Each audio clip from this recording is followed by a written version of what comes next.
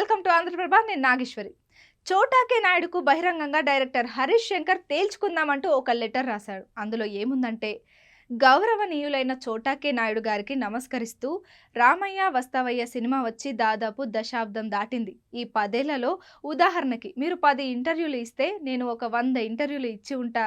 కానీ ఎప్పుడూ ఎక్కడా కూడా నీ గురించి నేను తప్పుగా మాట్లాడలేదు. మీరు మాత్రం పలుమార్లు నా గురించి అవమానకరంగా మాట్లాడారు. మీకు గుర్తుందో లేదో, ఓ సందర్భంలో మిమ్మల్ని తీసేసి వేరే కెమెరామాన్‌తో షూట్ చేద్దామన్న ప్రస్తావన వచ్చింది. కానీ రాజుగారు చెప్పడం మూలంగానో, గబ్బర్ సింగ్ వచ్చాక పొగరుతో పెద్ద కెమెరామాన్‌ని తీసేస్తున్నాడు అని 10 మంది పలు రకాలుగా మాట్లాడుకుంటారని మదనపడుతూనే మీతో సినిమా పూర్తి చేశా.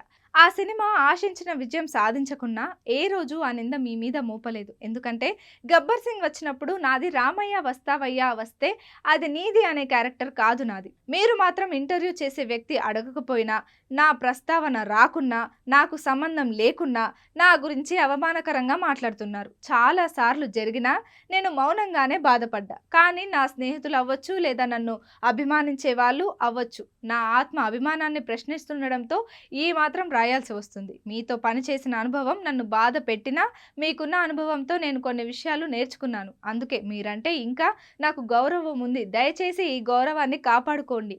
ఈ విషయాన్ని ఇక్కడితో వదిలేయండి.